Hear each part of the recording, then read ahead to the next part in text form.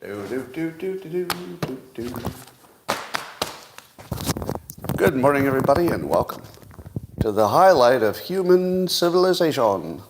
It's called Coffee with Scott Adams, and I'm pretty sure you've never had a better time in your life. But if you'd like to take this experience up to levels that'll make you tingle in places that I can't even mention, all you have to do is get yourself a cup or a mug or a glass, a tankard, chalice or stein, a canteen, jug or flask, a vessel of any kind. Fill it with your favorite liquid. I like coffee. And join me now for the unparalleled pleasure, the dopamine hit of the day. The thing makes everything better. It's called the simultaneous sip, and it's going to happen right now.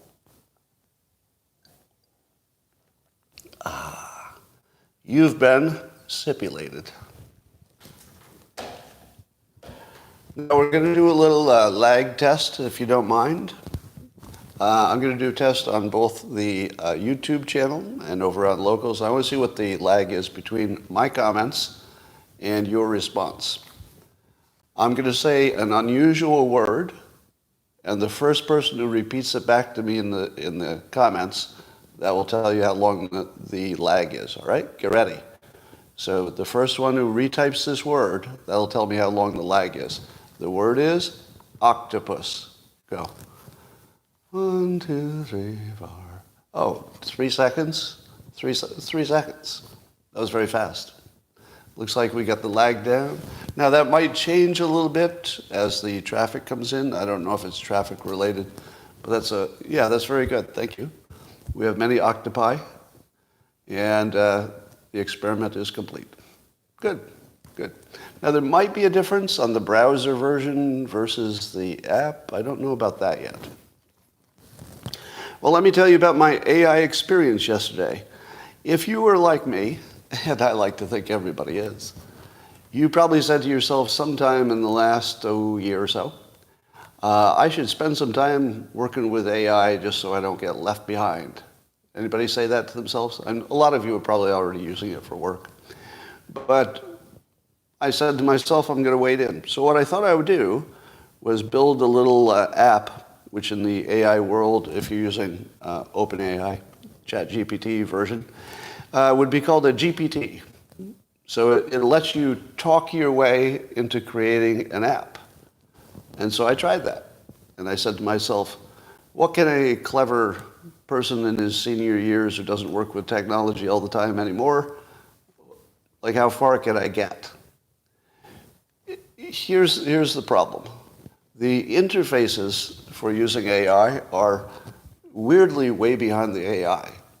So no matter how powerful the AI is, getting you to use it as a user is it's almost ridiculously non-obvious.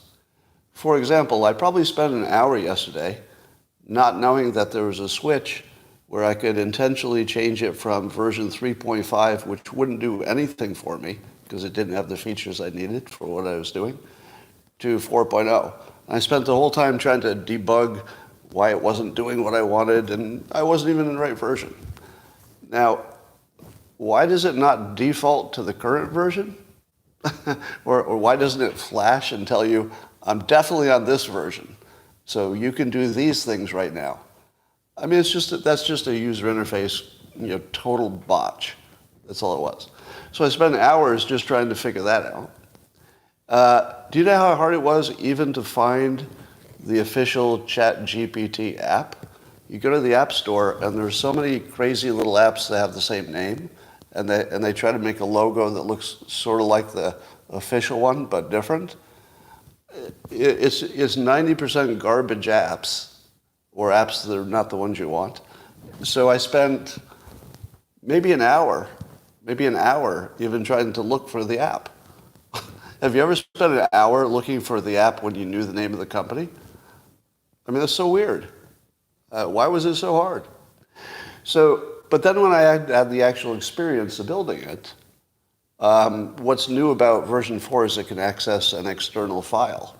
So you can feed it a file and then ask questions about it and build a little app around its special knowledge of maybe that one file or what you taught it. And that little special knowledge would be your GPT. So it was actually a freaky experience building an app by talking to it. But that kind of worked, meaning I just had a conversation with it. And the thing that's really mind-blowing is that it makes suggestions after it fails. So you'll say, can you do this? You will try, and it will say, I can't do that with the file you've given me, but I'm going to try this instead. And I'm like, what? Seriously? You're actually keeping me informed while you're trying a whole new look? And then it tries another one. But it was freaky. It talks to you. It talks to you without being asked and tells you what it's doing, and it tells you it's going to try a new way to solve your problem. It's just, your brain just goes, what? What am I dealing with? It's awesome.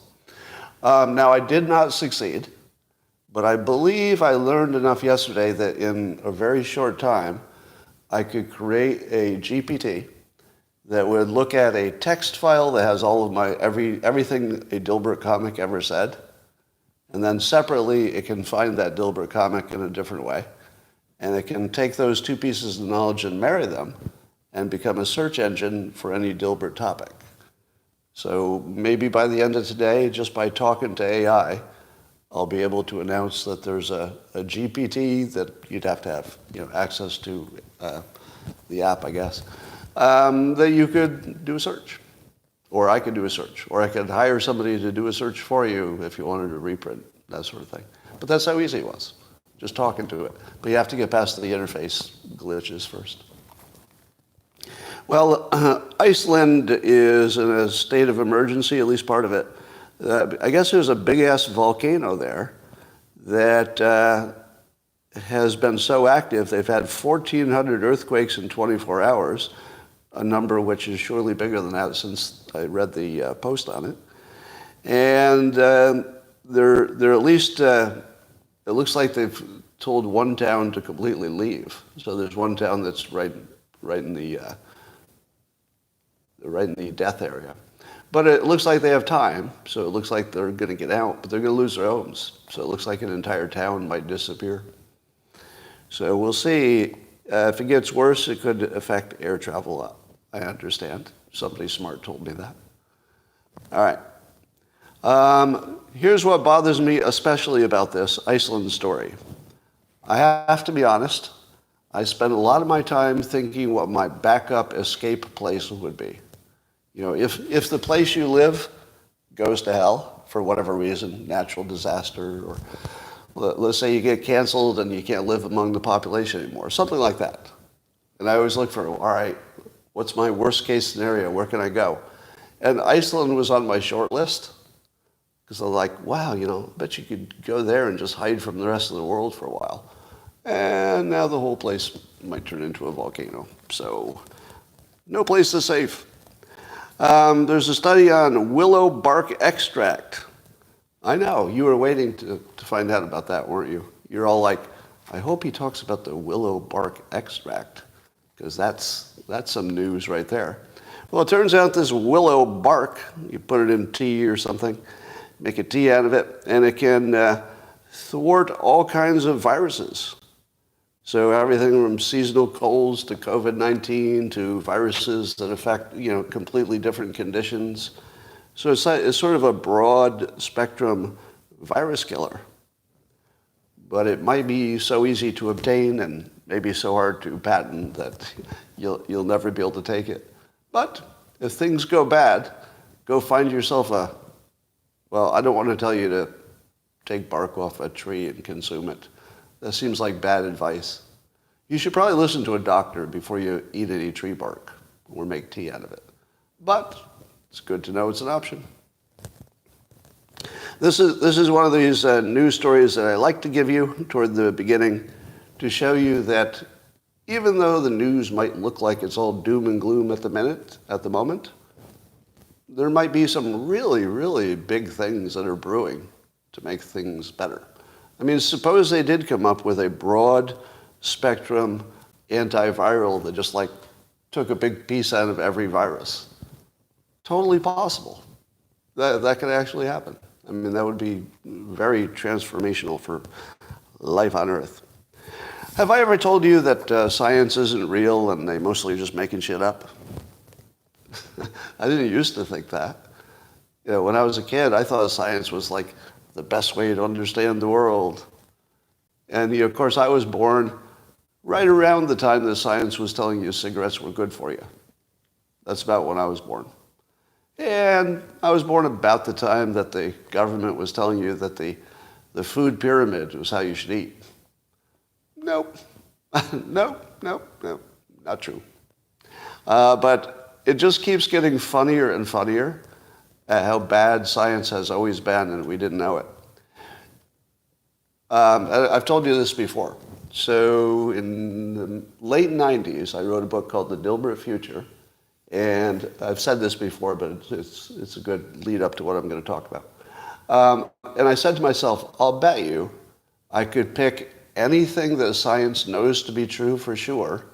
I could predict that it will be overturned by science in the future, and that I would be right and I would look like a prophet. And so I had two choices. I was like, I'm either going to pick the Big Bang or I'm going to pick the theory of evolution.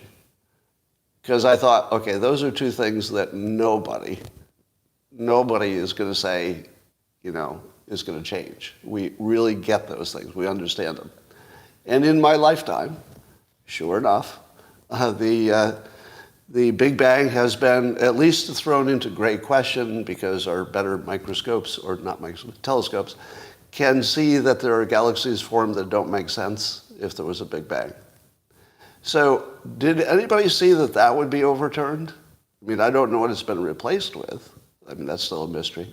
But, and I would argue that evolution has been debunked. But you're welcome to disagree. And I would say that evolution has been debunked by the simulation theory. Now, we don't know that we're a simulation. It's just that it's, 1,000,000,000,000 odds that it is, which would make evolution more of a perceptual thing and not any part of reality. So I picked the two most basic things of science, and in my opinion, this is my opinion, they've both been debunked to my satisfaction in my lifetime. I was right on both of them. Now, the one I picked was evolution. But, I could have picked the Big Bang. But here's another one. So yesterday I was talking about why is it that if we all evolved from people who came from Africa, why is it that when I do my 23andMe, it doesn't have any African in it? And I thought, well, is that just because it gets so diluted over time that it eventually effectively disappears? Is that why? Because it didn't really smell right. Because I've got some Neanderthal in there, a solid 2% or something. And I thought, it does seem like stuff lasts a long time, so why wouldn't there be a little bit more African in me? And then I found out, apparently there's been this whole debunking of the out of Africa theory. How many of you knew that? How many of you knew that there is some serious debunking about the theory that we all started in Africa and everything spread out from there? Well, I've only just touched the surface, but apparently, books have been written, and there are a whole bunch of alternative theories that seem to make more sense than the out of Africa. And and here's the realization that came from it. The out of Africa theory was always a racist theory, wasn't it? Did it grow out of science, or did it grow out of scientists being fucking racist? It looks like it was just a racist theory the whole time. Because nobody says this directly, right? But imagine you're an anthropologist in, what year did we come up with the out of Africa idea? Can you give me a historical, give me a calendar on that. Was it 1800s or 1900s? When did we decide that people evolved out of Africa? Early 1900s? 1860? Somebody says mid-1800s. That's when people started finding fossils and whatnot. All right. So here's what I think. I think that the world was a super racist place, and that the anthropologists, because they were super racist, they came up with this idea that the Africans were more primitive, and that the people like them were the ones who evolved from the more primitive stuff. literally the most racist thing you could ever come up with, and then they embedded it into basic science. When in fact, the evidence seems to suggest that humans started in maybe more than one place, and that's the whole story. But there was a lot of interspecies banging. The early days of humanity must have been wild, because it turns out you could bang a monkey, you could bang a Neanderthal, you could get those Denisovians or whatever they are, the little ones. They're the little ones. How wild is that? Like today we're like, would you date somebody Irish? Oh no, I'd never date somebody Irish. Actually, I've never heard anybody say that, but suppose they did. But back then it was like, I had a little Neanderthal tang last night. How was it? Well, it was wild. It was wild. I recommend it. Have you ever tried a Denisovian? Homo erectus? Can't wait to get some Homo erectus action. All right, sounds worse than it is. All right, let's talk about so everything is wrong about science, and always was. Ronald McDonald. Damn it. I can't do it. I swear to God, I was looking at the name and trying to read Ronna McDaniel, and my brain couldn't actually do it. My brain turned her into a clown, a fast food clown. Now, wasn't it Laura Ingraham who made the same mistake on TV and had to correct herself in real time? I think I watched somebody else just do the same thing and then quickly correct herself. What could be more damning than being criticized and people keep calling you accidentally a clown's name? I mean, there aren't that many famous clowns, right? How many clowns can you name? Go. How many clowns? There's Ronald McDonald, and then Bozo. Good. Give me another clown. There are very few clowns that you can name, right? I mean, Red Skelton, a million years ago, right? So they're all, yeah. I don't know about the Burger King. That's more of a weird king thing. Krusty the Clown, thank you. Krusty the Clown. Clown Adams, clever, okay. Yeah. But it's very unfortunate to be criticized and also have a name people think sounds like a clown. But Ronna was interviewed by Laura Ingraham on Fox, and I have to say she came off as not capable. Now, I have no inside knowledge to know if she does a good job or a bad job. I don't have any opinion on that at all. I wouldn't know what a good job looked like, actually. You could tell that the Republicans aren't winning as much as they'd like to, but, I can't tell from the outside who's doing what or who should do what better. You should have accountability, though, so it doesn't matter. The details don't matter. If you're not getting it done, you're not getting it done. Time to try something else. But she did not come across as capable. Did anybody else watch it? Did you have the same impression? I could have been primed, too primed to see it that way. But even so, Laura Ingraham asks her a basic question, and she runs off on this long thing and uses up all her time by answering the wrong question. And then Laura calls her out like, that wasn't even really the question I asked.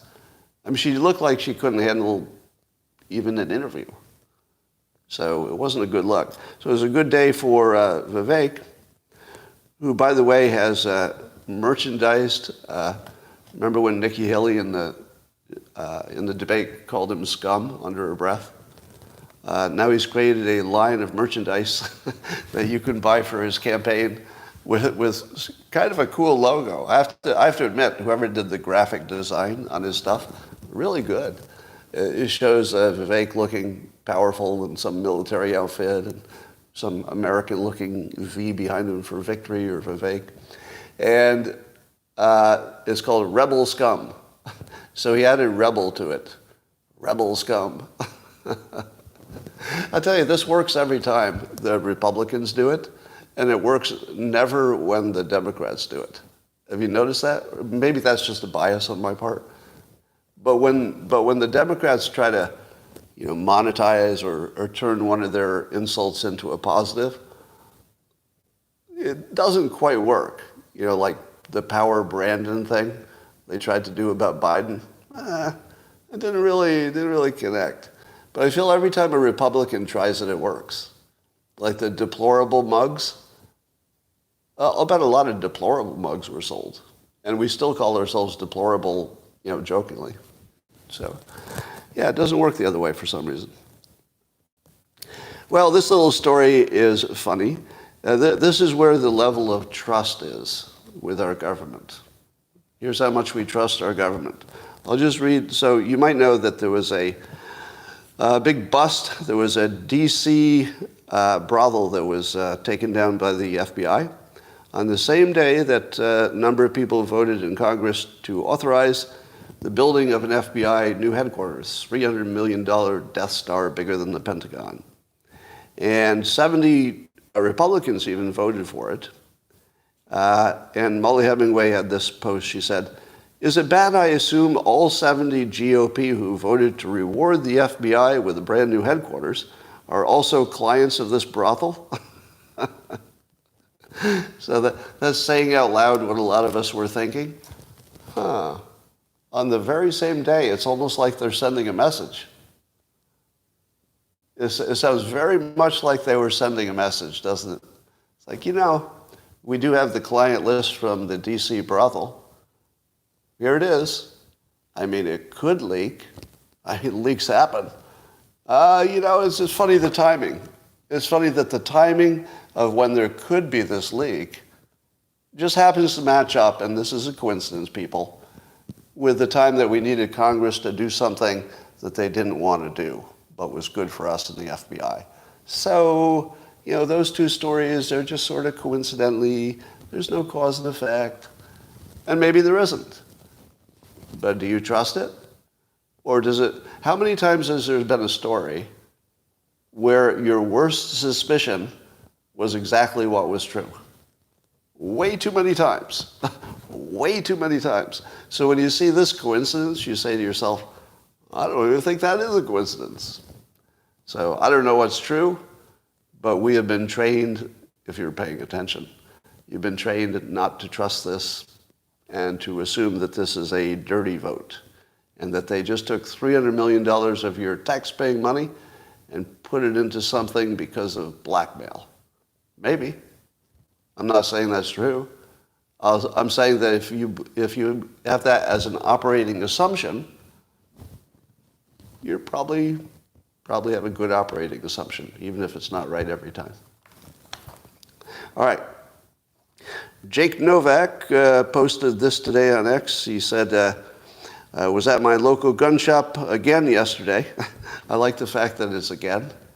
He was at his local gun shop, twice recently.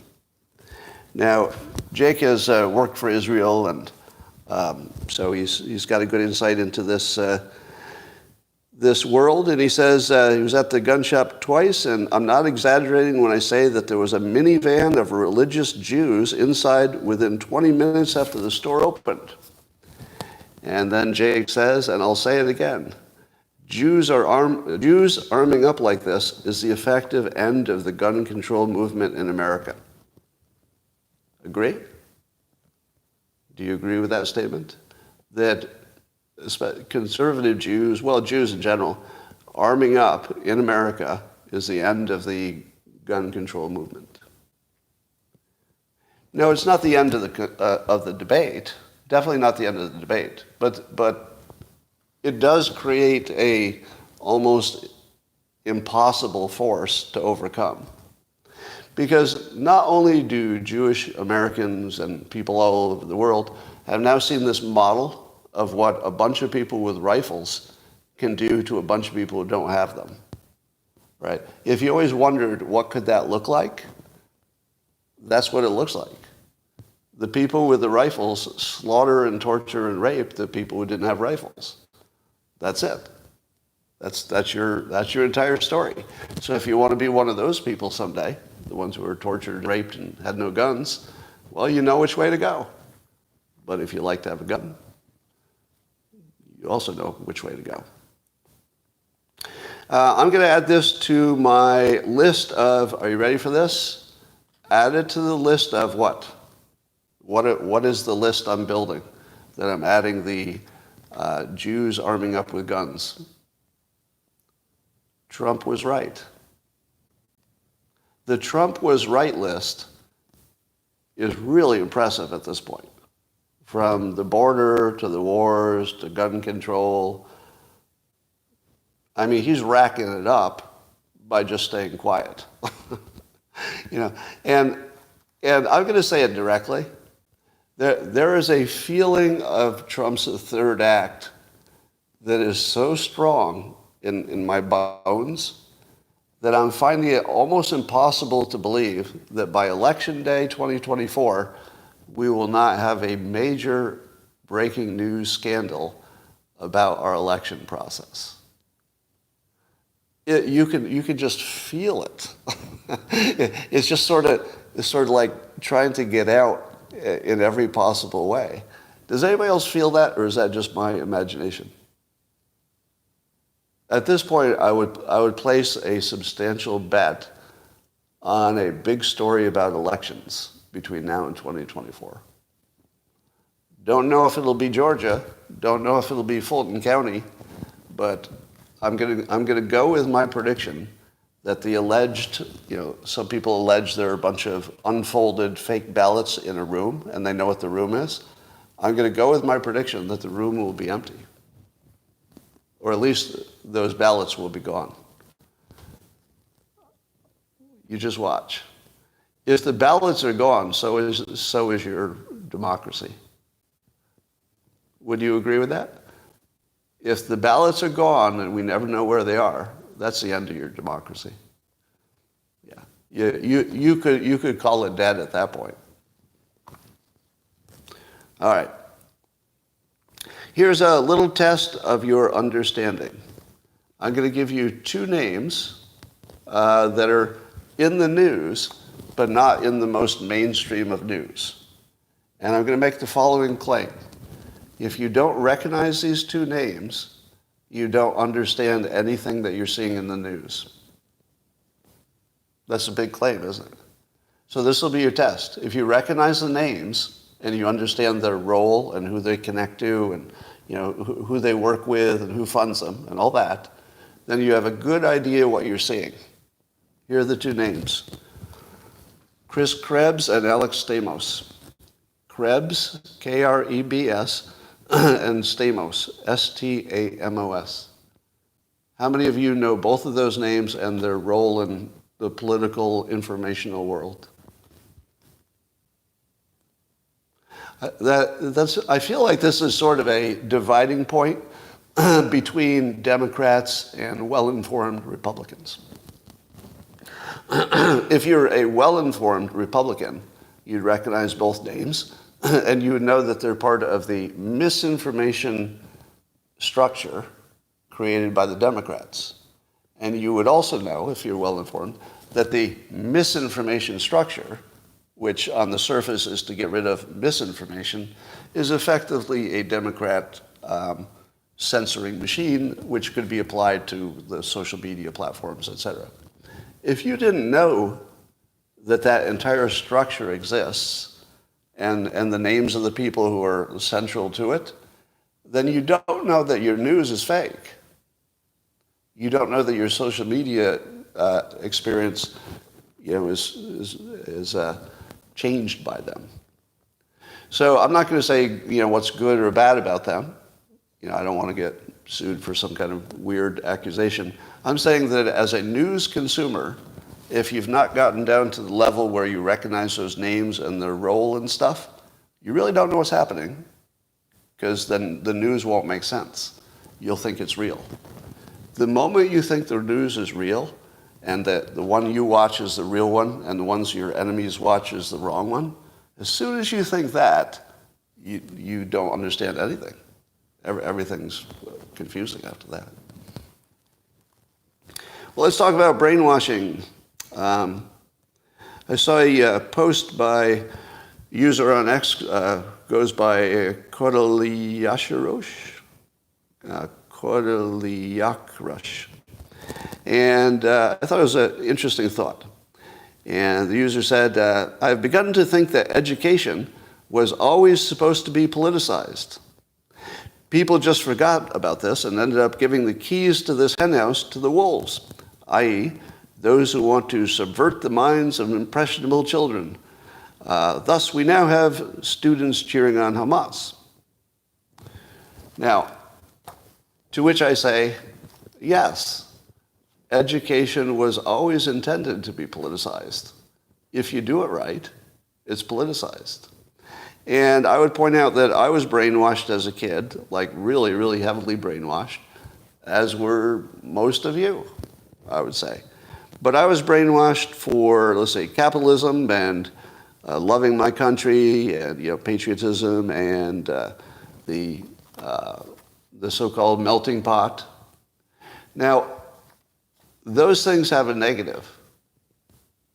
The culture that I was brought up in, the brainwashing in school, turned us into America is great and we can do anything and we'll go over and bomb your people if we don't like you. So I think America went almost too far in saying Americans are special.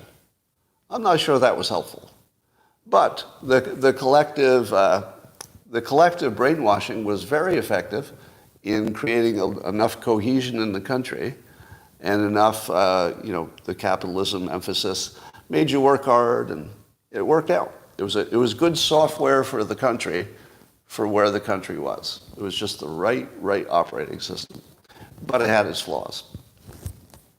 Because it was successful, and only because it was successful, we could stop talking about daily survival, and then you start talking about more theoretical, philosophical things, and suddenly you say, hey, this system is brainwashing people into a certain system that's not making everybody thrive, something you didn't talk about until you had let's say the luxury of being able to talk about it. And then, people wanted to be flexible because it did seem unfair on some level, people would imagine. And so, we evolved into a different system. Let me give you an idea of how powerful brainwashing is. So Jewish students at MIT were blocked from attending classes by hostile anti-Israel protesters. Do you think TikTok had anything to do with that? Yeah, there's very good information to suggest that TikTok is where the anti-Israel and anti-Jewish protesters are getting their fire from. So TikTok clearly is a brainwashing thing. But how bad does it get? There was a video of a Palestinian grandmother on something called Hamas TV. I don't know how there's a Hamas TV, but I guess there is. It's not MSNBC, it's a Hamas TV. You could get those two confused, I know. But the grandmother said that the jihad against the Jews is a top priority of the Palestinian people, and she said directly that she's ready to sacrifice all of her 17 children. She has 17 children and 65 grandchildren. So she's willing for all of her children and all of her grandchildren to become martyrs in the cause of killing Jews and taking over the Jewish land. Now, can Israel get any luckier with its enemies? If you ever had a chance to choose your enemies, the one you should choose would be the one who says, yes, go ahead and please kill all of my children and all of my grandchildren, because we'll be quite happy about that situation. We go to heaven and stuff. I mean, they're making it kind of easy for Israel to do what it must do to protect itself. Now, isn't the biggest conversation about Gaza has been who killed whose babies, right? Because we don't care about adults as much as babies. So it's like, your babies, you killed my babies, you killed my children, no, you killed more of my children. It's all about killing children, because that's the most powerful mental model is that alarms us the most. So it's, of course, we'd see the most of that. But here's somebody who actually says, I don't mind if you kill my children and grandchildren, as long as we're working on this mission to kill you. That really does give Israel a free hand. Can I say this directly? I don't know if I can say this directly and stay on social media, so I'll say it maybe indirectly. If you create a situation where your enemy has no choice but to kill your children, your enemy has a free pass. They have an ethical and moral free pass to kill all of your children. If you've stated, I have trained my children to grow up and kill you even at the risk of their life, nothing shall stop my children. My children, I encourage you to go out and kill the enemy. The enemy has an absolute, total ethical right to kill all of your children. Let me say it as directly as possible. People like this grandmother, and she does not speak for all Palestinians, I should say that for sure, doesn't speak for all of them. But unfortunately, the world is going to see messages like this, and they're going to say, you know what? If Israel killed all of their children, it would be a horror beyond imagination and completely justified from a self-defense perspective. Those both can be true. From a conscience perspective, it's the worst thing you could even imagine, killing anybody's children intentionally. From a self-defense perspective, absolutely necessary. So let me say it directly. It's hard for me to have sympathy for people who have weaponized their own children. How do I do that? I'm not sure I can even muster any, honestly. It's a cruel world, and terrible things happen, and I wish it didn't happen. I very much wish nobody's children got killed. But if you weaponize your children, and then you brag about it, the other team gets to kill your kids. That's just the way it is. So that's good for Israel. That takes a lot of pressure off them from at least the mental part that people would put on them. So given those examples, let us go to the whiteboard. I want to give you my impression of what's happened in the brainwashing landscape. So, as I said, when I was a kid, the model was the government would influence TV. The CIA specifically would have lots of influence over the TV. And they'd tell the TV, do a lot of patriotic, stuff. Make sure the people love America and think we're awesome. Make sure you do a lot of melting pot stuff. Make sure we're all getting along, that sort of thing. So they controlled largely what the schools taught and what the TV taught you indirectly. So then the kids were taught capitalism, patriotism, and the melting pot. So that was my experience. Now again, the patriotism part probably turned America into a bunch of assholes. How many of you would agree with that? I love America. I think we're awesome. But I think it went too far. I think it turned us into assholes because it made us think we're a little bit better than the rest of the world. Now, maybe that's good.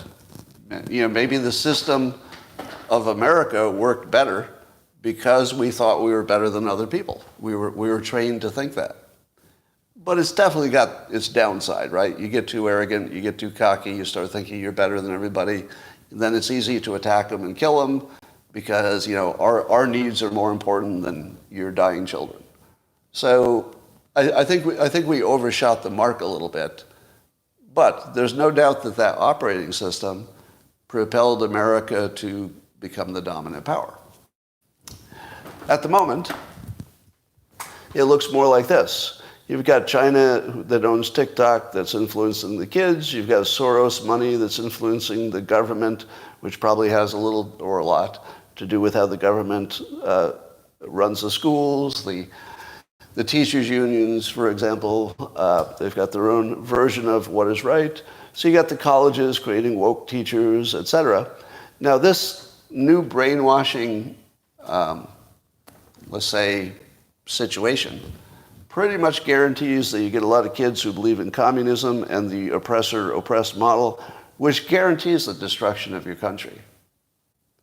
Let me say it as clearly as possible. This isn't just a problem. This is a guarantee of the destruction of your country, because you would actually be training young people to do all the least practical things, to fight about their oppression instead of making money, the things that drive the world. So the government needs to be in charge of the kids, but the government is no longer unified. There are two versions of what the government would want that are pretty different. It wasn't so different in the 50s. I don't think the Democrats and Republicans were too different, were they? When it came to patriotism, melting pot, capitalism. Wasn't it Democrats and Republicans pretty much the same when I was a kid? I don't even remember a difference. Yeah, the Democrats wanted more welfare stuff, but they were certainly completely in favor of the brainwashing model that was the common one.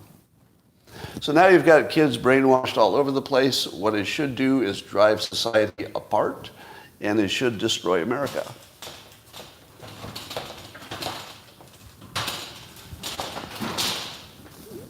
Now, keep in mind that that's a straight line prediction. A straight line prediction says there will never be a counterforce. Everything will keep going the way it was going. But nothing goes like that. In the real world, nothing goes straight line forever. There's always a counterforce. What would be the counterforce in this case? I don't know. Could it be that the X platform will become dominant? And then maybe, but I don't see that happening, because I don't see children on X. Could it be that our government might get its stones back and get rid of TikTok? That could be a big step. But here's what I think. I think the federal government should federalize the schools, and I think they should come up with one common curriculum that gets to brainwashing. Right? There could be lots of variety in some of the details, but there should be a brainwashing standard federal message that says to raise good children, you got to teach them they're not oppressed or oppressors. You can't have DEI. You can't have this whole oppressor-oppressed thing. And you have to teach them that capitalism is better than communism, with a little socialist flavor to it. We prefer it that way. And some version of patriotism, but maybe without the excesses of that. So do you think that Congress could collectively come up with a set of maybe 3 missions that people would accept? At the moment, the Democrats wouldn't be able to say yes to that. But here's what I'd like. I would love a national debate so that everybody shows their work. I would want the Democrats to say, here's what we want to teach kids, oppressor, oppressed, whatever it is. Socialism is good, communism wasn't so bad, whatever it is. Just put it out there. This is what we want to teach them. And then have the Republicans and the moderate Democrats say, here's a better idea. How about teaching them, patriotism, but not too far, and melting pot, and everybody has a chance to make it, and all that. And I think that this is a huge opportunity for Republicans, except they have that whole states' rights thing. The worst thing you could do for America is let all the states run their education systems on their own without any federal influence. In my opinion, that would be the worst thing you could do. Because I guarantee you some states are going to be garbage. Here's one thing you can't take a chance on. Do you know why the federal government handles the military? Right? We all prefer that authority be driven down to the state and local and individual level. But still, the federal government handles the military. Why? Because it's the only thing that works. There's no other reason. The federal government handles the military because nothing else would work. It's the only thing that works. The education system is closer to being like the military than it is to picking up the garbage. Do you get that? I love the fact that my local municipality is in charge of picking up my garbage. Why would the federal government be part of that? So I love it for the little stuff. Drive it down there, right? Personal decisions.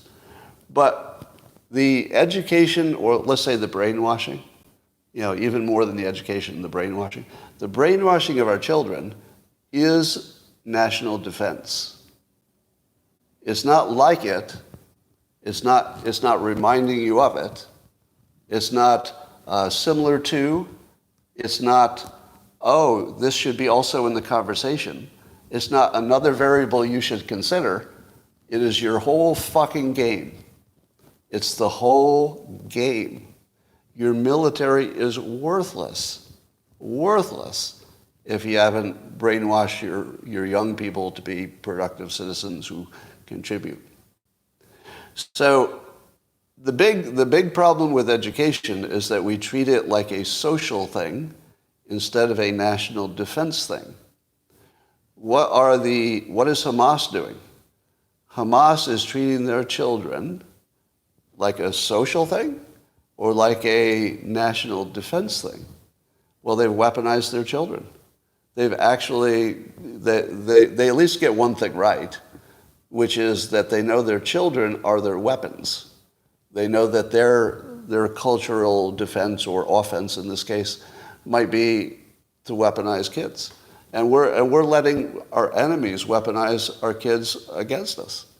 We're literally, not just figuratively, we're literally allowing our enemies to brainwash our children to be on the enemy's side. And we're allowing that under free speech. Right?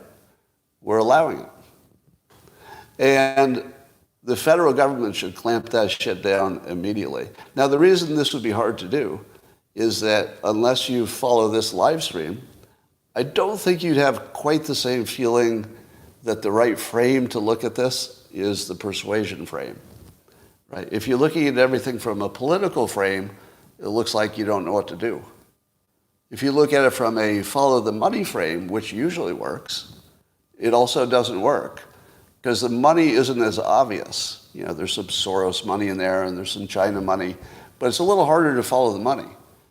But if I say to you, follow national defense, that's your frame, protecting the country. And then on top of that frame is the persuasion frame. If you get those two frames right, the persuasion frame, and you understand how bad TikTok is and what a risk it is to our whole civilization, and you understand the national defense frame, then you can make the right decisions. But you would need somebody at a Vivek level of communication to sell to the public what they need, but maybe they don't understand they need it. Trump maybe could do it. He's more of a, he creates a dumpster fire no matter if he's doing the right thing or the wrong thing. So he's controversial. I know Vivek would hate to hear this because he's running for president. And I think he actually has a shot. People ask me, does Vivek have a shot? Yes. Because the two leading candidates for president both have a cloud hanging over them, right? And what happens if Trump actually goes to jail, right? What happens if he's at a certain age and a medical problem pops up that you weren't expecting? So Vivek, I think, could take DeSantis if anything took Trump out, God forbid. But we're in a world where anything could happen.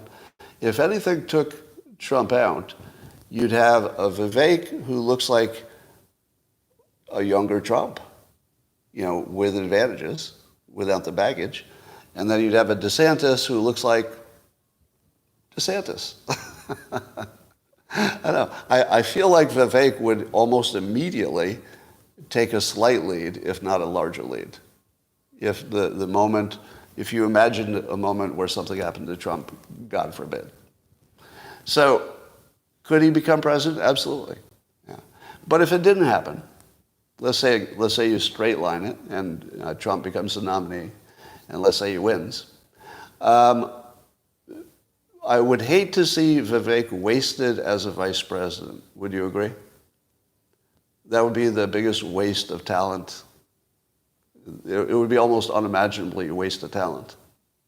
And I think that's the reason why Vivek has said, I'm not really built for the number 2 job. And that's why the model that would work the best, way best, would be remember how Jared was to Trump? Now, people didn't like Jared for all their reasons, but Jared was like a strong partner who could simply execute things in the smartest possible way. So it was just an amazingly good luck and smart, I guess, that Trump trusted Jared to do various portfolios of things. But if it came to that, and Vivek was considering a vice presidency, he should only consider it if he's empowered even more than Al Gore was empowered during the Clinton years. You want a vice president who's got a portfolio, and maybe here's the key part, maybe the most important stuff instead of the bullshit stuff. Am I right? Just have him do the important stuff, the most important stuff. I think he'd be great at that, because then you could honestly say, at the end of 4 more years of Trump, you would find yourself saying, I love things the administration did, and you probably look at what the vice president did in that case and say, he really nailed these 2 or 3 areas that were just so critical. So watching somebody with Vivek's talent taking on our strongest problem or our hardest problems would be exhilarating to me. That would be exhilarating. Do you know what it feels like? Well, here's an example. Do you remember what it felt like to many of you? I realize some people thought it was the end of the world. But do you remember what it felt like when Elon Musk bought Twitter? If you leaned right at all, didn't you immediately feel like things were heading in the right direction? Like it took Musk an amazing amount of work. I mean, almost I can't even hold it in my head how much work was involved to turn Twitter or X into what it is now. And by the way, my current view of X, oh my God, it's so much better. The interface on X, the fact that you can pull your video windows out, you can scroll videos, and it's no longer, I'm not throttled. I mean, everything about the experience. The trolls are way down. The number of trolls I get is down 95%. I think my trolls are down 95% compared to pre-Musk. I'm not sure why. But, so that's the same feeling I would have if somebody like Vivek had real power and the authority to go after some of our biggest problems. Because I think he could poke a hole in places that nobody could touch before. All right, and then he'd be an obvious one for president after that. Let's talk about the zombie apocalypse in San Francisco. So as you may know, San Francisco's cleaning up because President Xi of China and Biden are going to be visiting. There's going to be a big economic summit in San Francisco. So apparently all of the zombie street people and addicts have been rounded up and everything's been power washed, and they moved them all somewhere. But here's the question. Where'd they go? And why couldn't they do that before?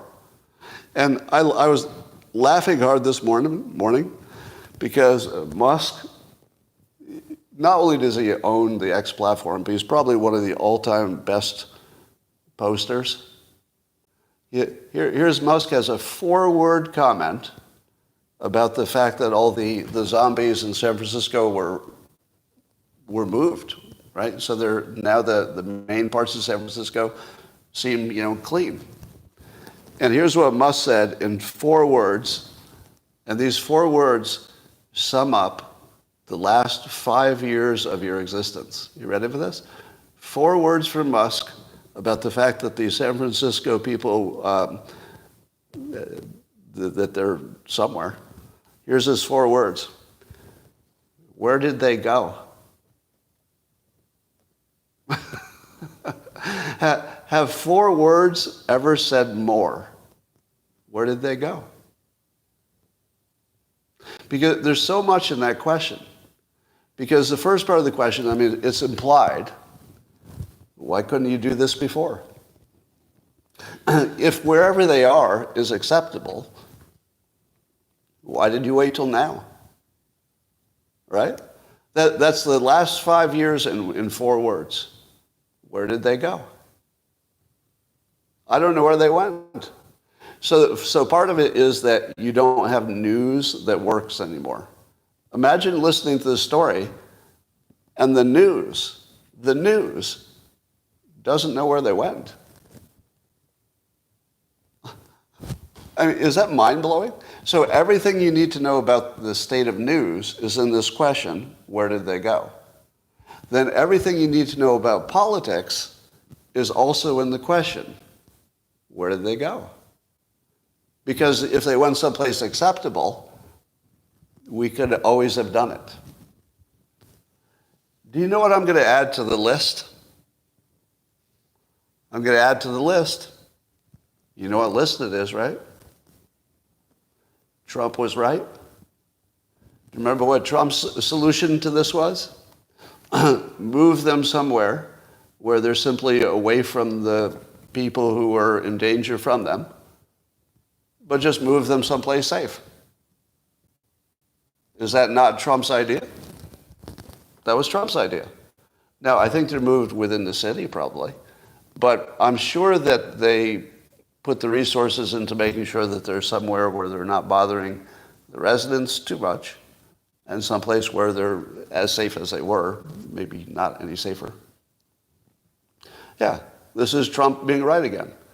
That if there's nothing you can do about the fact that they exist in a free country, you got to at least move them where they can exist without bothering you. That's Trump's idea. Greg Gutfeld's idea also. You've seen him talk about it. So Gutfeld and Trump both get they were right on this one. Bill Maher on his show was talking about how all these examples of kids attacking their teachers. And apparently half of teachers are planning to quit. Kids attacking teachers. And now, my childhood might have been different from yours, but kids having fistfights with teachers wasn't that unusual in my day. Was that unusual in your day? Is there anybody who's older? I remember it was always a free-for-all. No? Never? So you went to a school where you never saw a teacher and a student get into a fistfight? I can think of 2 or 3 cases from my experience. It was the guys. Well, I'll tell you what I never saw. I never saw anybody attack a female teacher. I never saw that. Do you know what would have happened if a male teacher had ever attacked a female teacher? It would have been ripped apart. Yeah, you would have been ripped apart. The students would have killed you. But when it was man on man, older student and a male teacher, sometimes it just came to punches. It wasn't that unusual. All right. So it's not good. I'm not explaining it away. It looks pretty bad. Here's some good news for you.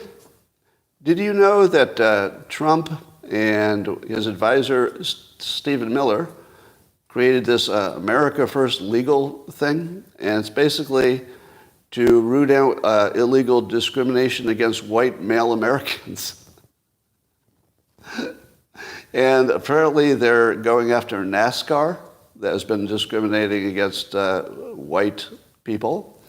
And they've already gone after, let's say, Morgan Stanley, Major League Baseball, McDonald's, and Starbucks, and accusing all of them of discrimination and having DEI practices that are discriminatory. Now, remember I always tell you that my objection to the slippery slope is that a better way to look at the world is not that some things have the quality of slipperiness, but rather that there's not yet a counterforce. And that slipperiness almost always creates a counterforce to stop the slipping. So this would be one example of a counterforce. So if it's well funded, and here's my guess, I'm just going to guess that there are a few billionaires who are the main funding of this. You know, it's probably open to anybody who wants to contribute to the fund. But I'll bet you there's a few billionaires who are like the main funders. You know, so it's not exactly everybody funding it. It's maybe a few individuals. And I think that they're putting their money where their mouth is, which is if these organizations are going to blatantly discriminate against white people, as they have for 40 fucking years, ever since I was in my 20s, then finally, after 40 years of slipping, when it's at the point where Republicans are literally being hunted, it was finally time for a counterforce to appear. And it's Trump. Turns out Trump is the counterforce. So he's backing it anyway. So I'm very much in favor of the counterforce. Everything that's good needs to have a counterforce, right? Even if you think it was, you know, a good impulse, things go too far, you always need the counterforce, even for good things, not just bad things. All right, ladies and gentlemen, is there any news that I should have mentioned that I didn't? That was a tight hour.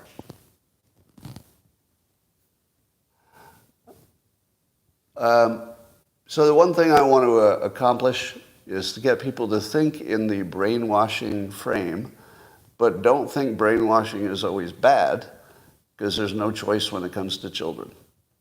Let me say this as directly as possible. Children have to be brainwashed. We just call it, you know, teaching them or educating them or raising them right. There are other words on it. But children do not have developed brains. You can't let them make up their own minds, right? You know, depending on the age, you know, you give them more and more freedom as they get older, but you can't let children make up their minds about what's right and wrong. It just is the worst process in the world. You have to brainwash them, and you have to do it from the federal level, because you can't trust the states not to be infected with a bunch of communists, which is the current situation. It should be illegal to teach the oppressor, oppressed. Okay, I'm just going to say it. It should be against the law to teach that some of your citizens are oppressors and some are oppressed. That should be illegal. Does anybody agree? It's the main operating system of our country, and in my opinion, it should actually be illegal. It should be as illegal as, you know how Germany has these really strict rules about denying the Holocaust? You can actually go to jail. In Germany, you could go to fucking jail for denying the Holocaust. Now, that seems way, way over the line for Americans, right? But is it over the line for Germany? I mean, nothing's like Germany. You can't compare it to anything. So if Germany said, all right, even at the risk of jailing some people that shouldn't be jailed, we are never, ever, ever going to let this, you know, anti-Jewish thing surface to the level where it causes another world war. So Germany understands that they will control the brainwashing of their children so carefully that you will go to jail if you try to tell the children that the Holocaust didn't happen. You'll go to fucking jail. Now, that's some serious brainwashing commitment. But is it wrong? Probably not, right? From our perspective outside of Germany, it seems way too far. Like, hey, free speech, right? But this was a problem that caused a really, really, really big problem, like the biggest you could probably have, you know, the Holocaust. So, yeah, you have to brainwash that shit out of people's minds. And you have to do it aggressively, and you have to do it unapologetically. You just have to brainwash people that they don't need to be, you know, killing other groups of people. All right. Nazism only worked because they got to the young minds. Well, is that true? I mean, that was a big part of it. But didn't Hitler take over so quickly, it wasn't really a generational change? I thought people were already primed. I think Hitler had the right message. I mean, I hate to say it. When I mean right, I mean for his purposes, not for the good of the world. For his purposes, because World War I it created this feeling in the German people that, you know, they were owed something or they were oppressed. Sort of an oppressor-oppressed model.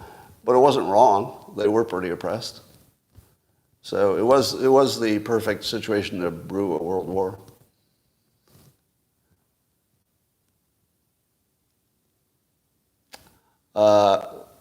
Scott. Moody's threatening downgrade to U.S. debt. Yes, the U.S. debt problem had better get at least its debt commission going. I mean, I definitely would like to see Romney and Joe Manchin doing an independent debt reduction thing. But I think somebody, maybe a Vivek or a Trump, needs to say, if you can't settle the debt, we need some kind of a 2% cut no matter what rule. And I'd like to see somebody at least selling that. Yeah, give us a 2% across the board unless you can agree to a budget that cuts it by 2%. Limit spending to 20% of GDP? Yeah, or something like that. What about Eric Adams being raided? Is that in the news today? Did Mayor Adams... Oh, he got... yeah, that was old story, right? That was about his campaign got raided. Yeah, I don't know what that's about, but it doesn't look organic. It looks like some fuckery. His phone got taken. Oh my God. Oh, no iPhone taken, somebody says. Well, we don't know if that was true. They took all of his devices? They took all of his devices, somebody says. Is Perry Johnson running third party? Perry Johnson is in favor of a 2% cut? Oh, okay. Adams' phone and iPad were seized by the feds, I'm seeing. Wow. No, Carol tragedy all leads to where we are today. Okay, I don't know them.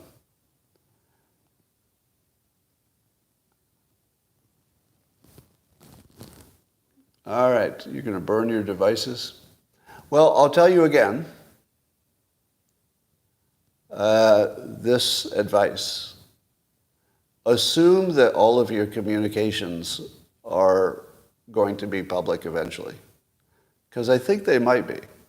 I think there's a day where quantum computing simply makes everything you've ever said public. Because it can crack everything. And we're on the verge of that. So you should make sure that you don't have any, murder plots or any felonies. I don't think you can get rid of anything that anybody else would criticize, right? If anybody saw your private conversations, they'd have plenty to criticize because there's always somebody on every side of every issue. But don't have any felonies there. Do not have felonies on your digital communication. Misdemeanor, bad behavior, saying some incautious things, a little bit of bigotry. If you've got those things, you can probably survive them, because if everybody's communication is public, we're all going to look pretty similarly bad. But don't do a felony and put it on your digital communications. You can't tell if he's trolling. Do you mean me?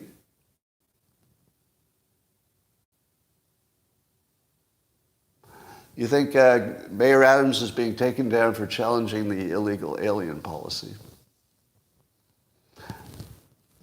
Again, the obvious interpretation is that that's exactly what's happening. So we're in a period where assuming the worst is also the most reasonable assumption. So I hate that. All right, that's all for you, YouTube. Thanks for joining. I'm going to do one more test of traffic, and you're going to have to repeat the word I say so I can see how long it takes for it to show up in the comments. It's going to be a new word. You ready for this? The new word is bison. B-I-S-O-N. Bison. Bison. Got it right away? Bison. All right. Well, that's almost no delay on both platforms. Very good. I think there might have been a technical delay that got worked out. So we're in good shape now. Yay. Everybody likes bison. All right, YouTube, I'll see you tomorrow. Thanks for joining.